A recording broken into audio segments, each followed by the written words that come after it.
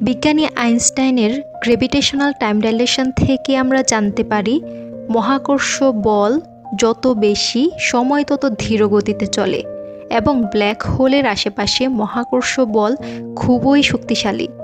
অর্থাৎ ধরা যাক আপনি ব্ল্যাক হোলের পাশে একটি নিরাপদ দূরত্বে 1 ঘন্টা কাটালেন। যখন আপনি বাইরে ফিরে এলেন তখন দেখলেন পৃথিবীতে 100 বছর কেটে গেছে। আপনার শরীর বা ঘড়ি এই সময়টা অনেক ধীরে অনুভব করেছে, কারণ আপনি ভয়ঙ্কর মহাকর্ষ বলের নিচে ছিলেন। তো আমাদের পৃথিবীতেই রয়েছে এমন একটি গুহার বিষয়ে আজকে আমরা জানব, যেখানে 1 সেকেন্ড কাটানো মানে বাহিরে কয়েক ঘন্টা বা কয়েক দিনের সমান। অর্থাৎ আপনি যদি সেখানে 1 দিন পার করেন তাহলে বাহিরে এসে দেখবেন 400 থেকে 500 বছর পার হয়ে গেছে। আবার সব থেকে অবাক করা বিষয় হলো সময়ের পার্থক্য গুহার গভীরতা অনুযায়ী আরও বাড়ে। গুহার প্রবেশমুখে থাকা ব্যক্তিদের জন্য সময় একটু ধীরে চলে, আর গভীরে গেলে সময় প্রায় থেমে যায়। গুহাটিকে কয়েকটি স্তরে ভাগ করা হয়েছে। গুহার প্রবেশমুখ যেখানে 1 ঘন্টা মানে বাহিরে 20 বছরের সমান, মাঝামাঝি স্তরে 1 মিনিট মানে বাহিরে 2 সপ্তাহ, গভীর স্তর যেখানে 1 সেকেন্ড সমান 2 দিন, একদম শেষ প্রান্তে সময়ের গতি প্রায় শূন্য, 1 সেকেন্ড বাহিরে প্রায় 10 বছরের সমান। আবার সেখানে বিভিন্ন সময়ের লোকজন আটকে পড়েছিল, যেমন বর্তমান যুগ, আদিম যুগ, মধ্যযুগ এবং ভবিষ্যৎ সময়।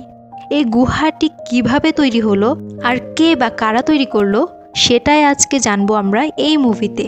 তো হ্যালো বন্ধুরা, আজকে তোমাদের জন্য নিয়ে আসছি এরকম একটি মাস্টারপিস মুভি, যেটা প্রথম থেকে শেষ পর্যন্ত তোমাদের একটি সময়ের ট্র্যাপে আটকে রাখবে। মুভিটির নাম টাইম ট্র্যাপ। মুভিটি শুরু হয় একজন ব্যক্তিকে দেখিয়ে, যার নাম জেসন হপার। উনি পেশায় একজন আর্কিওলজিস্ট মানে প্রত্নতত্ত্ববিদ। তার কাজ হলো ইতিহাসের সন্ধান করা।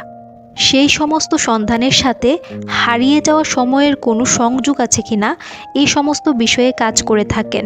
তারপর হপারকে দেখতে পাই, যে কিনা একটি গাড়ি খুঁজে পায়, আর গাড়িটির অবস্থা দেখে বোঝা যাচ্ছে এটি বছরের পর বছর এখানে পড়েছিল। হপার গাড়ির ভিতরে একটি ছবি দেখতে পায়, যেটা দেখে সে বুঝে যায় এটা তার মা বাবার গাড়ি, যারা কিনা 70 দশকে অর্থাৎ প্রায় 40 বছর আগে হারিয়ে গিয়েছিল। আর সাথে একটি ডায়েরি দেখতে পাই, যেখানে একজন রাজার সম্পর্কে বলা হয়েছে অনেক শতাব্দী আগে। একটি রাজা বা রাজ পরিবার বিশ্বাস করতেন যে পৃথিবীর কোনো এক গোপন জায়গা রয়েছে, ফাউন্টেন বা ইয়ত, অর্থাৎ এক ধরনের ঝর্ণা, যার জল পান করলে মানুষ অমর বা চিরতরুণ হয়ে যেতে পারে। সেই রাজা তার বিশ্বাসী যোদ্ধা ও অনুসন্ধানকারী দল, যাদের মধ্যে স্প্যানিশ কনকুইস্টেডর্স ছিল, তাদের পাঠান এই ফাউন্টেন খুঁজে বের করার জন্য।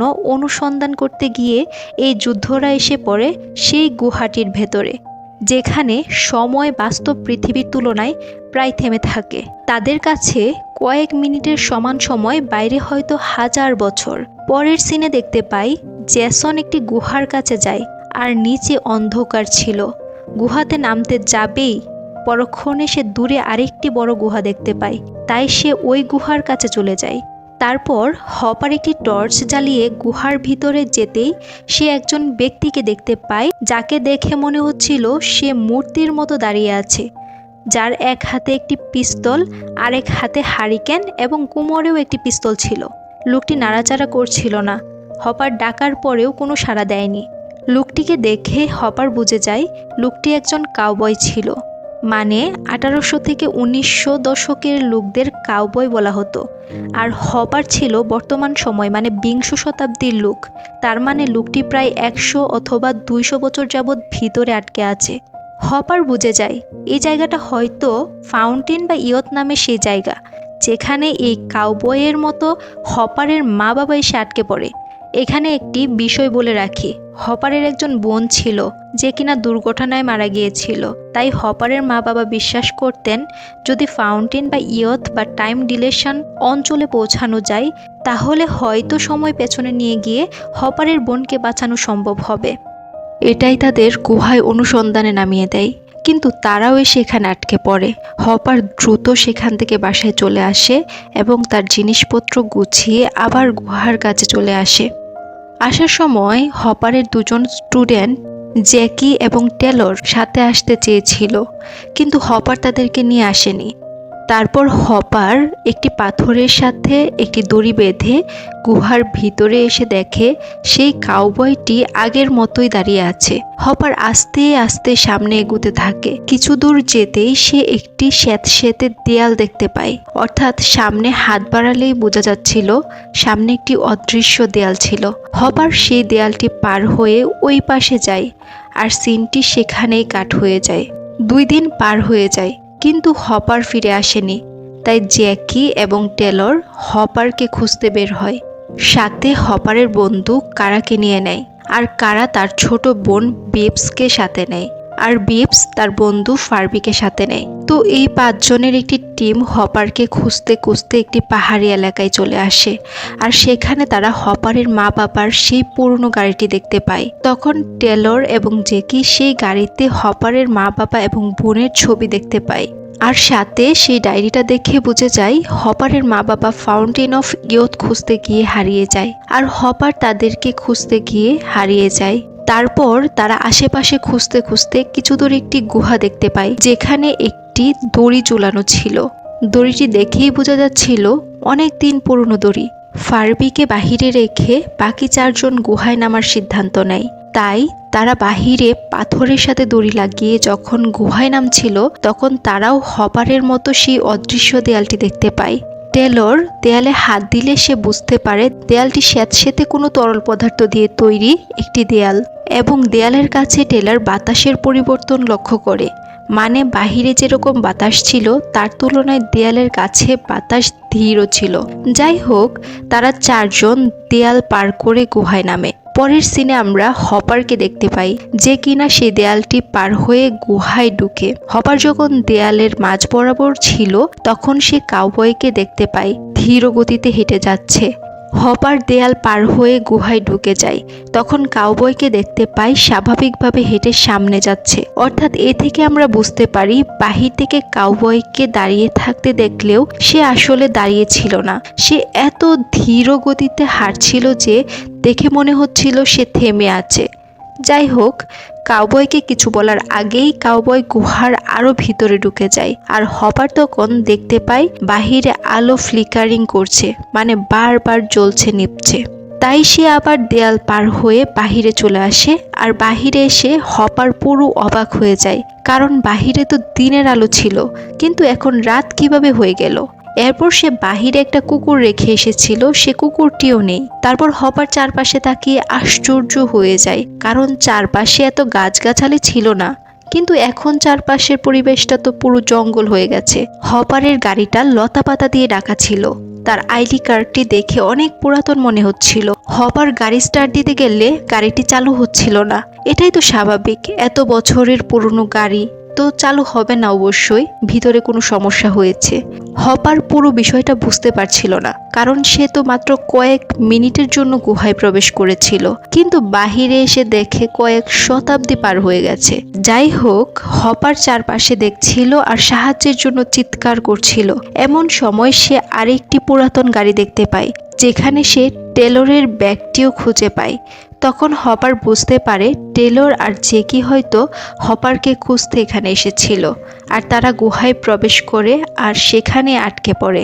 তারপর হপার আবার সেই গুহায় ফিরে আসে, আর মার্কিং ওয়াক্স ব্যবহার করে চিহ্ন রেখে সামনে এগোতে থাকে। হপার এবং তাকে খুঁজতে আসা টিম এই গুহার মধ্যেই প্রবেশ করেছে। হপার এক প্রান্ত দিয়ে প্রবেশ করেছে, আর বাকিরা অন্য প্রান্ত দিয়ে প্রবেশ করেছে।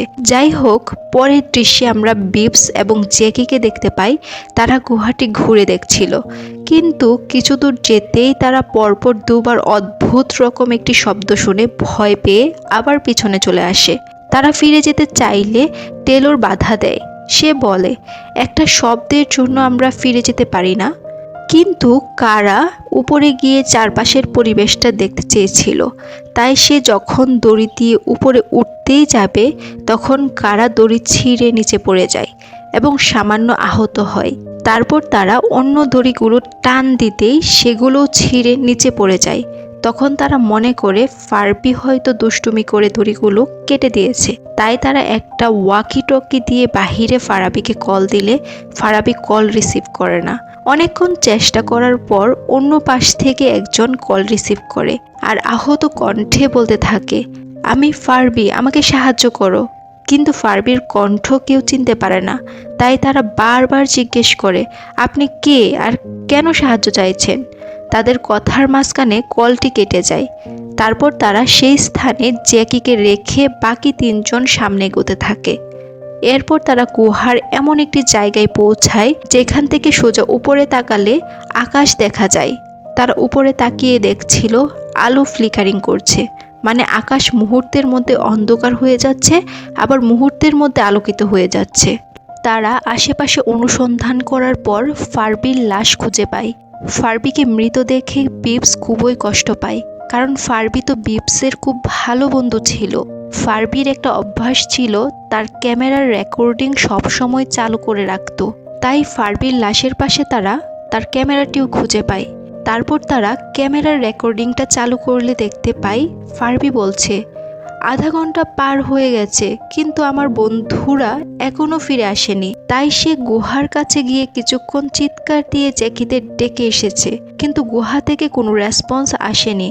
তাই ফারবি একটু চিন্তা করছিল তাদের জন্য, এবং সে হঠাৎ হাঁটতে একটু সামনে যেতেই সেখানে সে একটি গাড়ি, একটি গুহা আর একটি দড়ি দেখতে পায়, যেটা গুহার দিকে নেমে গেছে। তারপর ফারবি মনে করে জ্যাকিরা ভুল গুহায় নেমে গেছে, আসল গুহা হয়তো এটা ছিল। ফারবি হপারের সেই গাড়িতে ফাউন্টেন অফ ইয়তের উপর একটি বই খুঁজে পায়, যেখানে ফারবি সেই রাজার কাহিনীটা জানতে পারে এবং এই গুহার মধ্যে যে একটি পবিত্র ঝর্ণা আছে সেটাও জানতে পারে।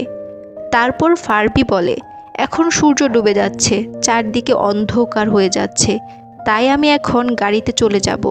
কিন্তু টেলর আর জ্যাকি ঘড়িতে তাকিয়ে দেখে দুপুর 1টা বাজে।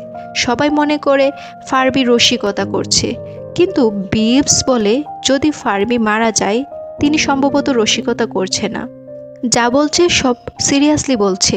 তারপর আবার আমরা ফারবির রেকর্ডিংয়ে দেখতে পাই ফারবি বলছে, এখন মধ্যরাত, কিন্তু আমার বন্ধুরা এখনও ফিরে আসেনি আর আমার ফোনে সিগন্যাল নাই যে তাদের সাথে যোগাযোগ করতে পারি। তারপর ফারবি এটাও জানতে পারে যে হপারের একজন বোন ছিল যে কিনা দুর্ঘটনায় মারা গিয়েছিল। তাই হপারের মা বাবা বিশ্বাস করতেন যদি ফাউন্টেন অফ ইয়থ বা টাইম ডিলেশন অঞ্চলে পৌঁছানো যায় তাহলে হয়তো সময় পিছনে নিয়ে গিয়ে হপারের বোনকে বাঁচানো সম্ভব হবে। এটাই তাদের গুহায় অনুসন্ধানে নামিয়ে দেয়, কিন্তু তারাও এসে এখানে আটকে পড়ে। ফারবি বলছিল, আজকে মঙ্গলবার, অনেকদিন পার হয়ে গেছে, গাড়িটি চালু হচ্ছে না। গাড়িতে যত খাবার ছিল সব খাওয়া শেষ, পানিও শেষ, আর আমার বন্ধুরা গুহার ভিতর থেকে কোনো যোগাযোগ করছে না, তারা মনে হয় মারা গেছে। তাই এখন আমি হপারের দড়িটি দিয়ে গুহায় নামবো, কারণ হপারের গাড়ির চাবিটা হয়তো সেখানে পেতে পারি, তখন আমি বাসায় ফিরে যাব। তারপর ফারবি শেষবারের মতো তার মায়ের জন্য একটি ভিডিও বানায়, যেখানে সে তার মায়ের উদ্দেশ্যে বলতে থাকে সে তাকে খুব ভালোবাসে। তার মা তাকে আসতে দিতে চাইছিল না, কিন্তু সে জোর করে আসছিল, সেজন্য মাকে সরি বলে। তারপর সে দড়ি দিয়ে আস্তে আস্তে নিচে নামতে থাকে, কিন্তু দড়িটা অনেক পুরনো হয়ে যাওয়ায় দড়িটা ছিঁড়ে ফারবি নিচে পড়ে যায় আর সেখানেই মারা যায়। টেলর এবং জ্যাকি এইসব ঘটনা দেখে হতভম্ব হয়ে যায়। তারপর উপরের চারপাশের পরিবেশটা দেখে আসার জন্য তারা সবাই কারাকে উপরে পাঠানোর সিদ্ধান্ত নেয়, কারণ কারা আগেও হাইকিং করেছে। হাইকিং মানে পাহাড়, জঙ্গল, গ্রামীণ বা প্রাকৃতিক পরিবেশে দীর্ঘ সময় ধরে হেঁটে ভ্রমণ করার এক ধরনের শারীরিক কার্যকলাপ বা অ্যাডভেঞ্চার। কারা উপরে ওঠার সময় টেলর তাকে একটি ডিভাইস দিয়ে দেয়, যেটার মাধ্যমে কারা উপর থেকে মেসেজ পাঠাতে পারবে। তারপর কারা উপরে গিয়ে পুরো অবাক হয়ে যায়, কারণ তারা গুহার মধ্যে কয়েক ঘন্টা ছিল আর বাহিরে এসে দেখে পৃথিবী পরিবর্তন হয়ে গেছে, মানে পৃথিবীতে আর কোনো গাছপালা নেই, চারদিকে মরুভূমি আর ধুলোর জ্বর হচ্ছে। কারা অক্সিজেন নিতে পারছিল না, পৃথিবীতে অক্সিজেনের পরিমাণও কমে গেছে, তার মানে পৃথিবীতে আর কোনো মানুষ অবশিষ্ট নেই। কারণ পৃথিবী আর মানুষের বসবাসের উপযোগী নেই। তারপর কারা সেই ডিভাইসটি থেকে টেলরকে মেসেজ পাঠানোর অনেক চেষ্টা করে, কিন্তু সিগন্যাল না পাওয়ার কারণে মেসেজ পাঠাতে পারেনি। এরপর কারা দূরে আকাশে একটি ত্রিভুজাকৃতির স্পেসশিপের মতো দেখতে পায়। তারপর কারা আবার গুহায় নেমে আসে আর পুরো ঘটনা সবাইকে বলে। কেউ বিশ্বাস করে না, তাই কারা সব কিছু মোবাইলে ভিডিও করে নিয়ে আসছিল। তারপর সবাই ভিডিও দেখে একদম অবাক হয়ে যায়। এরপর তারা ফারাবির ভিডিওটা স্লো মোশন করে দেখে। আকাশে যে তারা আলোর ফ্লিকারিং দেখছে সেটা কোনো দিন আর রাত হচ্ছিল না, সেটা আসলে ঋতুর পরিবর্তন হচ্ছিল। মানে এক ঋতু থেকে সরাসরি আরেক ঋতু পরিবর্তন। অর্থাৎ তারা যেটুকু সময় গুহায় ছিল ওই সময়ে বাহিরে কয়েকশো বছর পার হয়ে গেছে। তার মানে পৃথিবীতে তাদের আত্মীয় স্বজন আর কেউ বেঁচে নেই। যাই হোক, তারপর তারা ফারাবির ক্যামেরাতে দেখতে পায় কিছুটা রেকর্ডিং বাকি ছিল। তাই বাকি রেকর্ডিংয়ে তারা দেখতে পায় ফারাবির উপর থেকে পড়ার পরেও সে বেঁচে ছিল এবং টেলরকে কল দিয়ে বলছিল তাকে সাহায্য করার জন্য। কিন্তু টেলর সহ বাকি সবাই তো ফারাবির কণ্ঠ চিনতে পারছিল না। তারা ভাবছিল অন্য কোনো জায়গায় কলটি কানেক্টেড হয়েছিল। হঠাৎ একজন ব্যক্তি এসে ফারাবির মাথায় আঘাত করে ফারাবিকে মেরে ফেলে আর তার ক্যামেরাটিও ভেঙে ফেলে। টেলর যদি ফারাবিকে সাহায্যের জন্য আসতো তাহলে হয়তো তাকে বাঁচানো সম্ভব ছিল। ফারাবির মৃত্যুতে সবাই খুব কষ্ট পায়। তারপর কারা আবার উপরে যেতে চাচ্ছিল, তাই সে যখন কিছুটা উপরে উঠে তখন হঠাৎ একটি স্বয়ংক্রিয় মই উপর থেকে নিচে নেমে আসে। মই দেখে সবাই অবাক হয়ে যায়, হঠাৎ করে মই কিভাবে আসলো। যাই হোক, তারপর কারা সেই মই দিয়ে উপরে উঠতে চাইলে কারা দেখতে পায় স্পেস স্যুট পরা একজন ব্যক্তি উপর থেকে নিচের দিকে নামছে সেই মই দিয়ে। কারা দ্রুত নিচে নেমে আসে আর সাথে সেই ব্যক্তিটিও নিচে নামে। ব্যক্তিটি উন্নত প্রযুক্তি সম্পন্ন একটি স্পেস স্যুট পরা ছিল। দেখেই বোঝা যাচ্ছিল অ্যাডভান্স কোনো সময় থেকে লোকটি এসেছে, মানে ভবিষ্যৎ থেকে হয়তো এসেছে। কিন্তু লোকটি টেলরদের উপর কোনো আক্রমণ করছিল না। হঠাৎ পেছন থেকে একজন লোক এসে এই লোকটির উপর আক্রমণ শুরু করে দেয়। লোকটি কোনো রকম নিজেকে বাঁচিয়ে নেয় আর সেই লোকটিকে বিশেষ একটি যন্ত্র দিয়ে মাটির সাথে আটকে দেয়। এই লোকটিকে দেখে মনে হচ্ছিল আদিম যুগের গুহা মানব। তাহলে সেই গুহায় আমরা বিভিন্ন সময় আটকে পড়া বিভিন্ন যুগের মানুষকে দেখতে পাই, যেমন হপার এবং তার স্টুডেন্টরা ছিল বর্তমান যুগের মানুষ। উন্নত স্পেস স্যুট পরা ব্যক্তিটি ছিল ভবিষ্যৎ সময়ের, কাউবয় ছিল মধ্যযুগের এবং গুহা মানবগুলো ছিল আদিম যুগের মানুষ। অ্যাডভান্স লোকটি যখন সেই গুহা মানবটির সাথে ফাইট করছিল ওই সুযোগে টেলররা পালিয়ে আসে। তারা গুহার আরও গভীরে চলে আসে আর সেখানে তারা হপারের বাবা মাকে মৃত অবস্থায় দেখতে পায়, যারা কিনা 40 বছর আগে হারিয়ে গিয়েছিল। জ্যাকি তাদের পালস চেক করতে গিয়ে দেখে তাদের শরীর এখনও উষ্ণ, মানে তাদের কিছুক্ষণ আগে মারা হয়েছে। টেলর দূরে তাকিয়ে দেখে 3 জন গুহামানব সেই কাউবয়টিকে মারছে। তাই টেলর জ্যাকি সহ বাকিদের পালানোর সুযোগ করে দেয়। কিন্তু গুহামানব টেলরকে দেখে ফেলে আর তার উপর আক্রমণ করে। তাদের মধ্যে একটি ফাইট হয় এবং ফাইনালি তারা টেলরকে মারাত্মকভাবে আহত করে।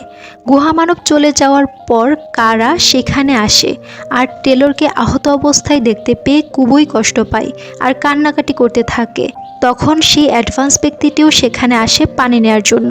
এই পানিটি ছিল সেই পবিত্র ঝর্ণার পানি যেটা পান করলে মৃত মানুষ জীবিত হয়, আবার চিরতরুণ হয়ে থাকে। কিন্তু লোকটি কারাকে এভাবে কান্না করতে দেখে তার মায়া হয়, তাই সে টেলরকে পানির কাছে নিয়ে আসে তাকে সুস্থ করার জন্য। তখন কারা মনে করে টেলরকে হয়তো এই লোকটি মেরে ফেলবে, তাই সে বাধা দিতে চাইলে লোকটি হাতের ইশারায় বোঝায় সে তাদেরকে হেল্প করছে। ঠিক ওই মুহূর্তে সেখানে গুহামানব চলে আসে আর অ্যাডভান্স লোকটির উপর আক্রমণ শুরু করে দেয় আর লোকটির স্পেস স্যুটের মাথায় হেলমেটটা খুলে ফেলে, যার ফলে লোকটি শ্বাস নিতে পারছিল না। তখন গুহামানব লোকটিকে প্রায় মেরে ফেলছিল, কিন্তু তখন টেলর সজাগ হয়ে যায়, মানে সে সুস্থ হয়ে যায়। আর টেলর এবং কারা মিলে লোকটিকে হেল্প করাতে লোকটি গুহামানবগুলোকে পরাজিত করতে পারে। লোকটি মারাত্মক আহত হয় এবং সে প্রায় মারা যাচ্ছিল। তাই সে মরার আগে টেলর এবং জ্যাকিদের একটি ডিসপ্লের মধ্যে প্রায় কয়েকশো বছর আগে যখন টেলর এবং জ্যাকিরা হারিয়ে গিয়েছিল তখন তাদের মা বাবা একটি মিসিং রিপোর্ট করেছিল এবং সেই নিউজটি অ্যাডভান্স ব্যক্তিটি জ্যাকিদের দেখাচ্ছিল।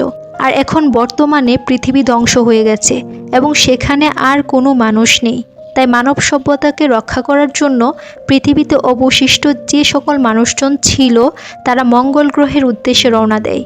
অর্থাৎ সকল মানুষকে একটি স্পেসশিপে তোলা হয় যেটা মঙ্গল গ্রহে গিয়ে অবতরণ করবে।